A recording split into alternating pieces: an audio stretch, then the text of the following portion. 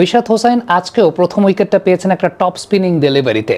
এমনি রিশাদ হোসেন অনেক লম্বা, সো একটা এক্সট্রা বিট অফ হাইট তিনি পারচেজ করেন। সেই সঙ্গে তার সিমের রিপ্রেজেন্টেশনটা যখন আসলে একদম 90 ডিগ্রি একদম স্ট্রেইট সিমে যায়, সেটা আলটিমেটলি ওই অ্যাঙ্গেল থেকে স্ট্রেইট যায় এবং সেই সঙ্গে সবচেয়ে ইম্পর্টেন্ট যে ফ্যাক্টরটা সেটা হচ্ছে একটা এক্সট্রা বিট অফ হাইটও পারচেজ করে। এমনিতেই টপ স্পিন, তার মধ্যে রিশাদ নিজেও লম্বা 6 ফিট 2-3 ইঞ্চির মতো, সব কিছু মিলিয়ে একটা এক্সট্রা বিট অফ বাউন্সটাও কিন্তু তিনি পারচেজ করতে পারেন। তবে শান মাসুদের যে উইকেটটা তিনি পেয়েছেন সেক্ষেত্রে একটা বিষয় কিন্তু বলতে হবে যে প্রেজেন্স অফ মাইন্ডটা খুব ভালো মতো ব্যবহার করেছেন।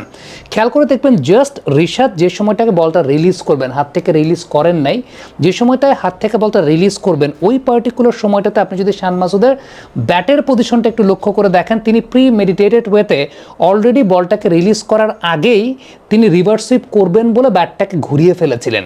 সো তিনি যখন ব্যাটটাকে ঘুরিয়ে ফেলেছিলেন, রিশাদ যে কাজটা করেছেন তা হচ্ছে ওইটাকে দেখেই বলের লাইনটাকে সরিয়ে দিয়েছেন।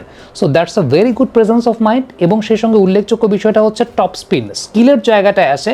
একটা তো আসছে প্রেজেন্স অফ মাইন্ড, অর্থাৎ মাইন্ড সেট আপের জায়গাটা, যে বুদ্ধিমত্তার সঙ্গে বোলিং করা। দ্বিতীয়ত